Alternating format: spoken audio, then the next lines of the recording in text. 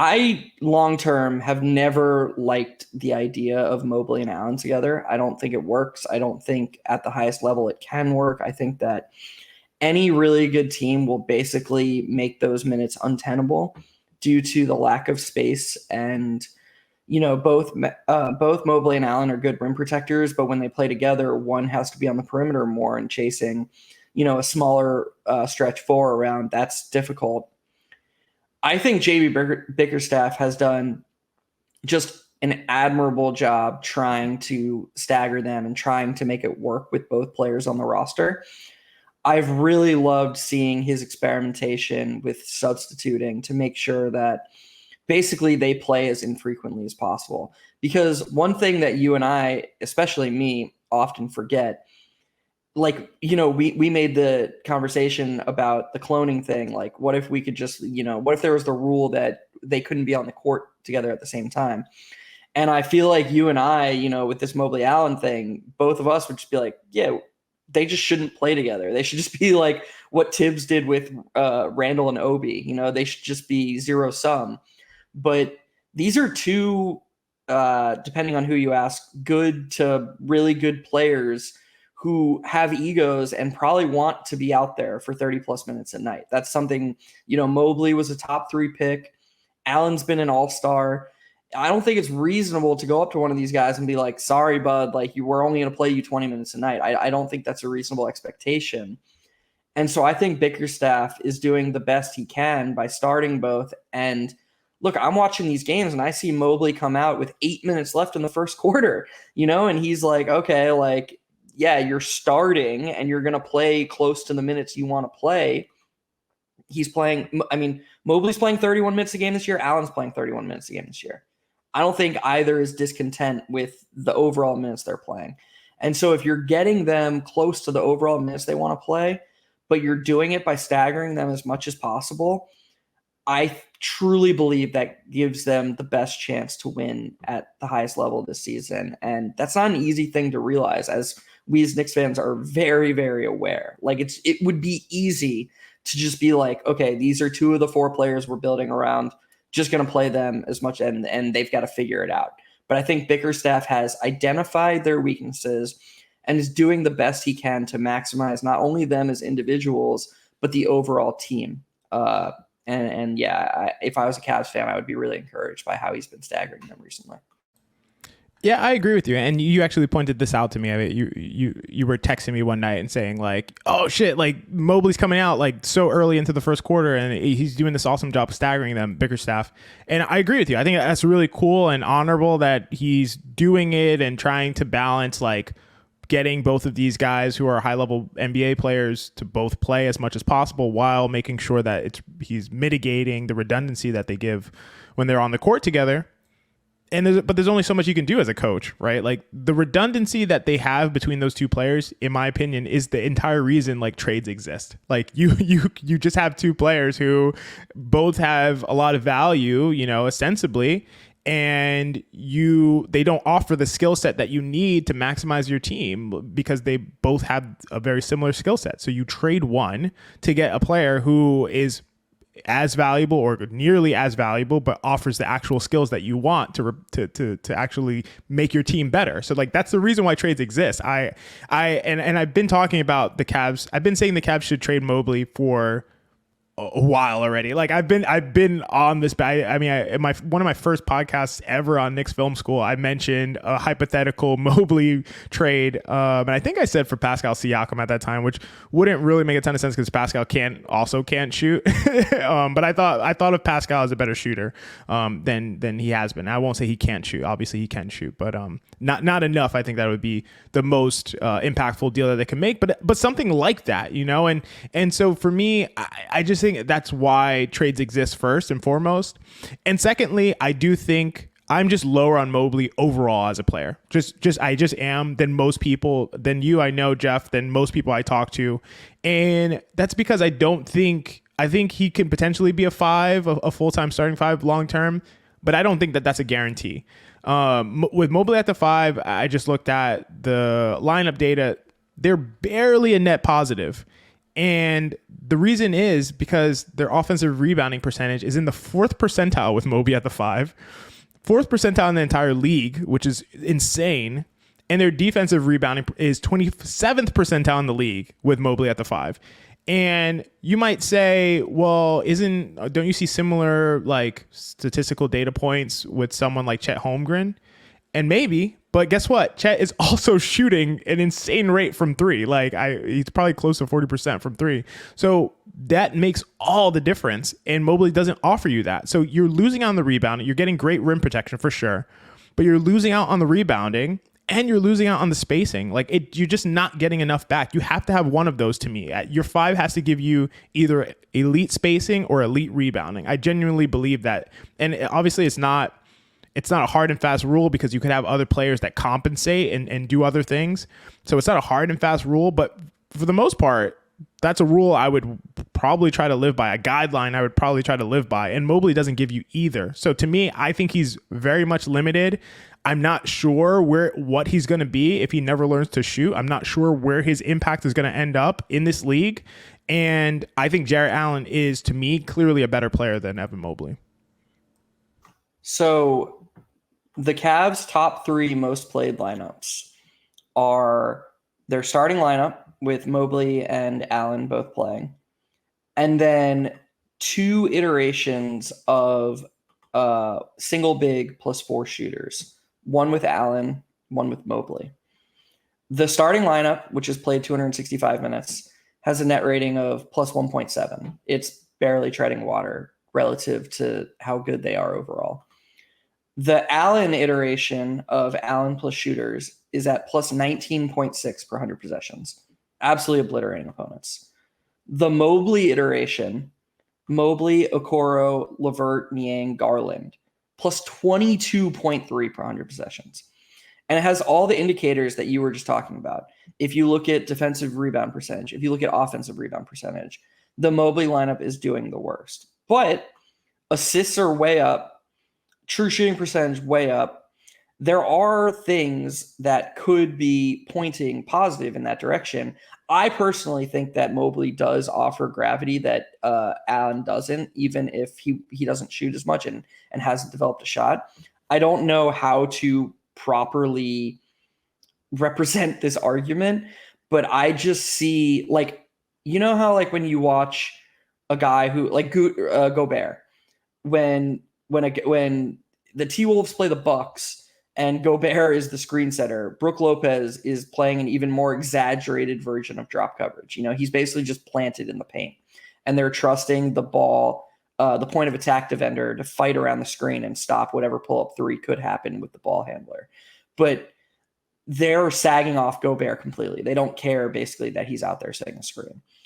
I think that relatively, and I mean this, I don't mean in a vacuum compared to the rest of the league. I think relative to each other, Mobley does offer slightly more positive gravity and does force the defenders out on the perimeter a little bit more because he's better with a head of steam as a ball handler. He's a better passer. I don't think teams want him in those short roll situations as much as they want Allen. So look, I'm not saying he's a finished product. I'm not saying that he doesn't have growth area. I just think that relative to Allen, it's not a neutral thing. He does offer a little bit more gravity. I think the only true weakness relative to Allen is the rebounding. And I think he makes up for it in other areas where he would be a passable 5. And when you're thinking about team construction and team building, I don't know about you, XJ, but if I was a Cavs fan, and even if I felt like you did, even if I was like, not sure Mobley can work long-term at 5, if they drafted him number 3 and the whole idea was like he's going to be this game-changing, basically what Chet Holmgren has become, like that's what Mobley was supposed to be. Mobley was supposed to be the first of that mold. And if they drafted him to be that and then didn't even try it, I would lose my fucking mind. Like I think it would just be a huge overall like slight or negative on it would cast a huge cloud over the vibes in Cleveland as a fan. And this says nothing of if they lose Mitchell. If they traded Mobley and then Mitchell walks, and not only do they not have Mitchell, but they don't have the guy who, look, you can think Allen's better than Mobley now. I disagree, but I respect your opinion, and I think it's a reasonable opinion.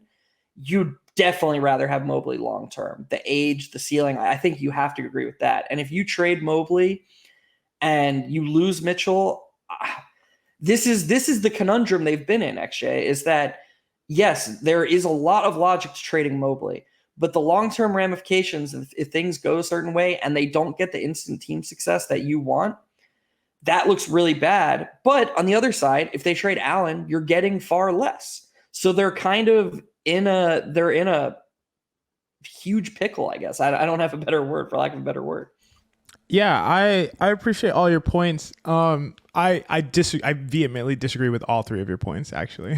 so starting with the first one. So on the lineup data, I just think that lineup data, I would completely throw it out, like, entirely. I wouldn't even cite it. And the reason is, that's convenient.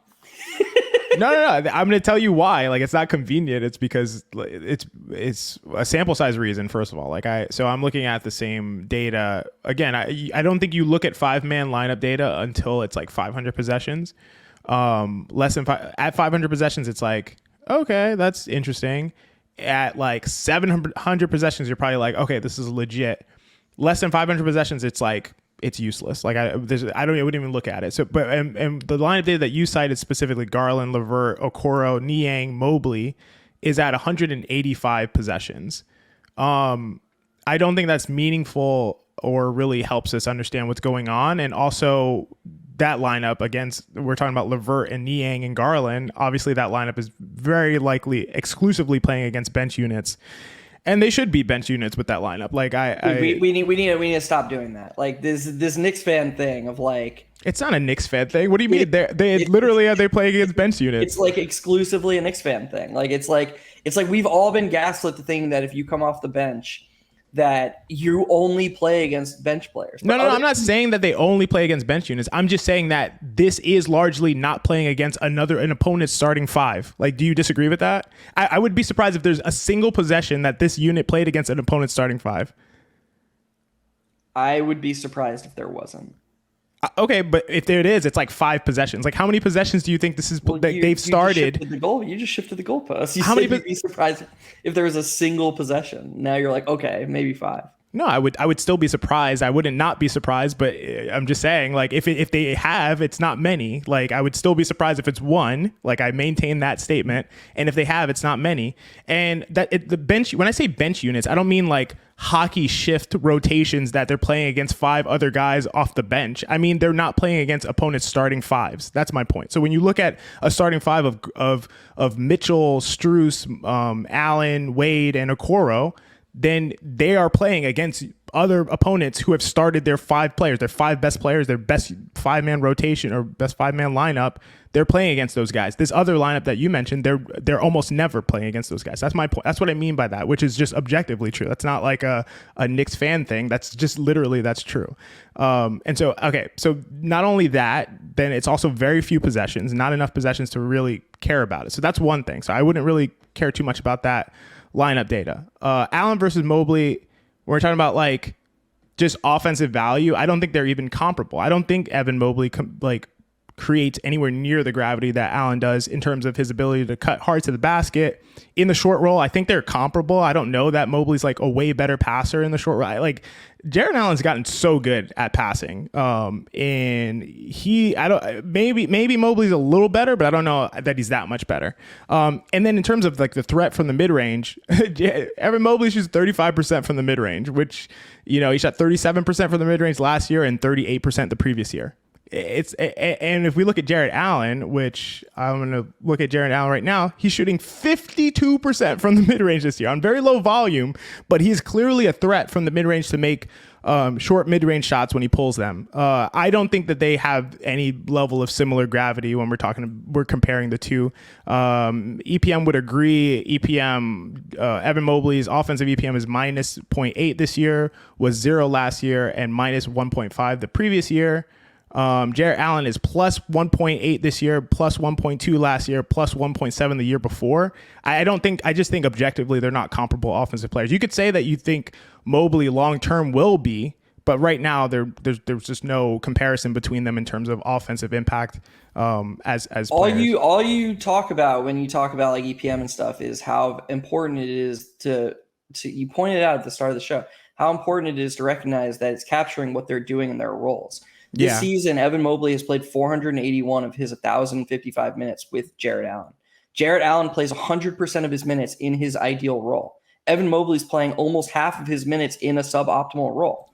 So how can you use overall offensive EPM to try to capture what he's capable of in the role at the 5 when he's not in that role? He's in that role barely half the time. That's a good point. That's a really good point. The only thing I would say there's a lot of merit to that point. The only thing I would push back on is that Allen is not playing his ideal role every time, because his ideal role includes not having Evan Mobley gunking up shit next to him.